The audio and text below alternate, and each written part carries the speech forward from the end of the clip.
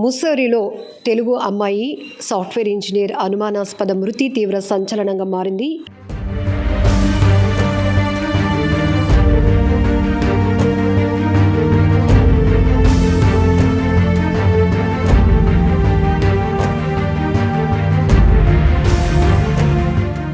అందులోనూ అమ్మాయి విశాఖపట్నానికి చెందినటువంటి అమ్మాయి రాధా గాయత్రి శ్రీచరణ్కి నవంబర్ 2025 8వ తేదీన చాలా గ్రాండ్గా మ్యారేజ్ జరిగింది.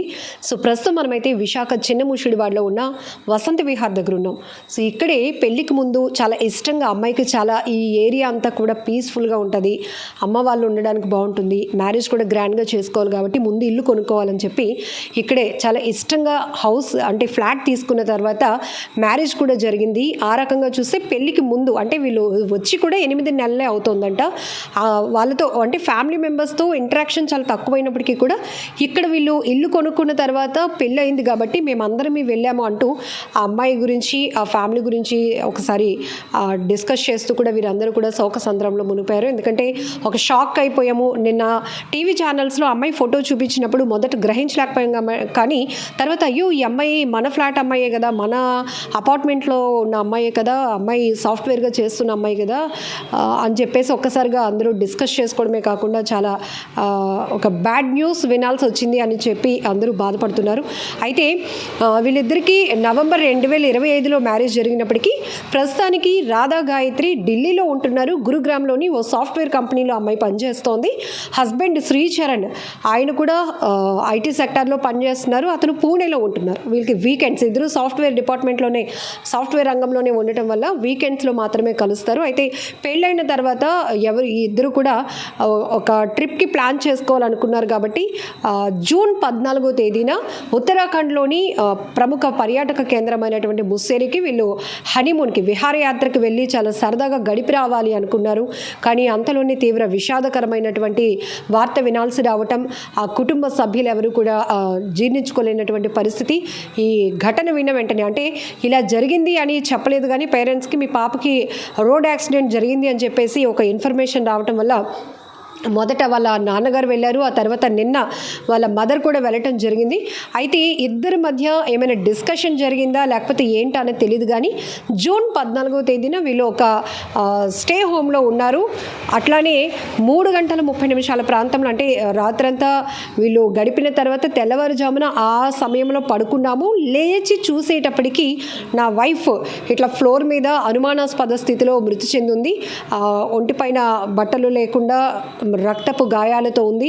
అట్లనే బీర్ బాటిల్స్ కానీ ఇవన్నీ కూడా కనిపించాయి అన్నట్టు కూడా వాళ్ళ హస్బెండ్ శ్రీచరణ్ 112 ఎమర్జెన్సీకి కాల్ చేయడం వల్ల ఈ విషయం వెలుగులోనికి వచ్చింది. ఇమీడియట్గా ముస్సోరి పోలీసులు కూడా క్లోజ్ టీమ్తో సహా ఘటనా స్థలానికి చేరుకోవడంతో పాటు మొత్తం ఆ సరౌండింగ్ ప్లేస్ ఏదైతే ఫామ్ స్టే ఉందో ఆ ఏరియా అంతటినీ కూడా వాళ్ళు ఆధీనంలోనికి తీసుకోవడం జరిగింది. ఒక క్లూ కూడా పోకుండా పూర్తి స్థాయి ఆధారాలు సేకరించే పనిలో పడ్డారు. మరొక వైపు విశాఖలో ఉన్నటువంటి వాళ్ళ తల్లిదండ్రులకు కూడా ఒక రోడ్ యాక్సిడెంట్ అయింది, మీ పాపకి ఇలా జరిగింది అని చెప్పి వాళ్ళు చెప్పడం వల్ల వాళ్ళు వెళ్ళారు. కానీ ఇక్కడ ఉంటుండగానే వాళ్ళకి ఇలా హనీమూన్కి వెళ్ళినటువంటి మీ పాపకి ఈ స్థాయిలో అనుమానాస్పద స్థితిలో ఆమె సస్పీషియస్ డెత్కి గురైంది అనే విషయం మాత్రం తెలియలేదు. కానీ అక్కడికి వెళ్ళిన తర్వాత ఒక్కసారిగా గుండెలు పగిలినంత పని అయిపోతుంది పేరెంట్స్కి. ఎందుకంటే ఒక్కగానొక అమ్మాయి అంట, చాలా బాగా చదివించుకున్నారు. రాధా గాయత్రి వాళ్ళ ఫాదర్ కూడా రిటైర్డ్ ఆర్మీ అని చెప్తున్నారు ఇక్కడ ఉన్నటువంటి ఫ్లాట్ ఓనర్స్. అలానే ఈ సండేనే అమ్మాయి ఇక్కడికి రావాల్సి ఉంది వైజాగ్కి, ఎందుకంటే వాళ్ళ ఫాదర్కి షష్ఠి పూర్తి ఫంక్షన్ కూడా చాలా గ్రాండ్గా చేయాలనుకుంది. మా పాప మేము వద్దంటున్నా కూడా మా పాప ప్లాన్ చేస్తోంది, ఇక్కడే చేయాలనుకుంటున్నాం అన్నట్టుగా వీళ్ళకు కూడా అతను చాలా సంతోషంగా చెప్పుకున్నారట తండ్రి. కానీ ఇంతలోనే తల్లిదండ్రులు ఈ వయసులో తన కూతుర్ని పోగొట్టుకున్నాము, ఈ స్థితిలో ఆ కూతురి ఆఖరి చూపు ఉంటుంది అని వాళ్ళు ఊహించలేనటువంటి కష్టమైన పరిస్థితి కూడా నెలకొందని చెప్పాలి. ఏదేమైనప్పటికీ కూడా తల్లిదండ్రులకి తన వివాహం తర్వాత కూడా ఒక పీస్ఫుల్ లైఫ్ ఇవ్వాలని అమ్మాయి చాలా ప్లాన్ చేసింది. కానీ ఇప్పుడు ఆ కన్న తల్లిదండ్రులకి పూర్తిగా ఒక్కగానొక కూతురు దూరం అయిపోయిన పరిస్థితి ఉంది.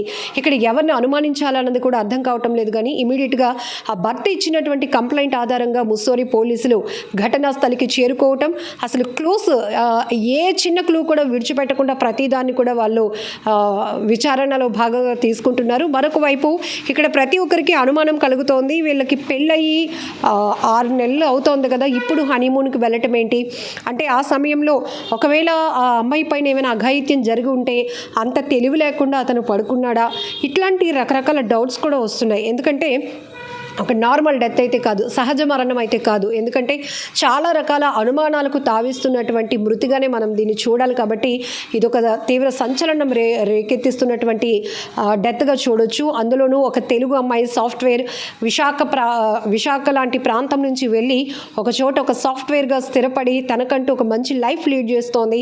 అదే సాఫ్ట్వేర్ రంగంలో ఉన్నటువంటి ఒక వ్యక్తిని కూడా వివాహం చేసుకొని బెటర్ లైఫ్ లీడ్ చేయాలనుకుంది. కానీ ఇంతలోనే అర్ధాంతరంగా ఈ స్థితిలో తనువు చాలించడం అనేది ఎవరు జీర్ణించుకోలేనటువంటి పరిస్థితి. మరొక వైపు తల్లిదండ్రుల్లో ఇలాంటి విషాదకర వార్తలు తీవ్ర భయాందోళనకు గురి చేస్తున్నటువంటి పరిస్థితులు కూడా ఉంటాయి. ఎందుకంటే ఒక ఎంతో కంటికి రెప్పలా చూసుకుంటున్నటువంటి తల్లిదండ్రుల నుంచి అత్తింటికి అంటే మరొక వరుడి చేతిలో, మరొక అబ్బాయి చేతిలో తమ కూతురు లైఫ్ని పెడుతున్నప్పుడు అక్కడ అంతకన్నా బెటర్గా చూసుకోవాలి, అంతకన్నా ప్రేమ పంచేలా ఉండాలి, అంతకన్నా మంచి కంఫర్టబుల్ లైఫ్ ఇవ్వాలి అని ప్రతి తల్లిదండ్రి ఎక్స్పెక్ట్ చేస్తారు.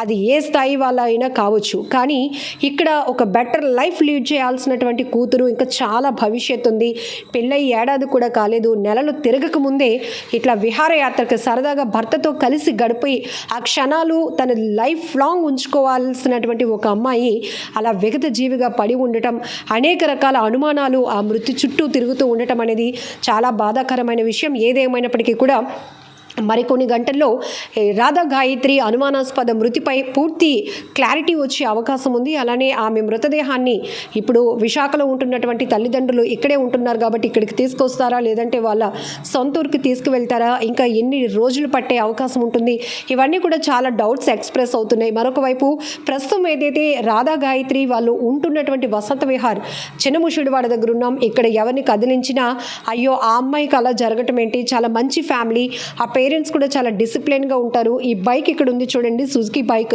ఈ బైక్ కూడా తను ఇష్టంగా కొనుక్కుందంట. అయితే తను ఢిల్లీలో ఉంటుంది, గురుగ్రామ్లో జాబ్ రావడం వల్ల ఇంకా బైక్ అక్కడ వేస్ట్గా ఉంటుందని చెప్పి వాళ్ళ డాడీయే కొత్త బైక్ని కూడా తీసుకొచ్చేసారు. ఇవన్నీ కూడా పేరెంట్స్కి ఒక మంచి తీపి జ్ఞాపకాలు. ఎందుకంటే ఇక్కడ చెప్తున్నారు పెద్దవాళ్ళు కూడా, మోస్ట్లీ రిటైర్ అయిన వాళ్ళం ఇక్కడ ఉన్నామమ్మా, ఈ ఏరియా అంతా చాలా ప్రశాంతంగా ఉంటుంది.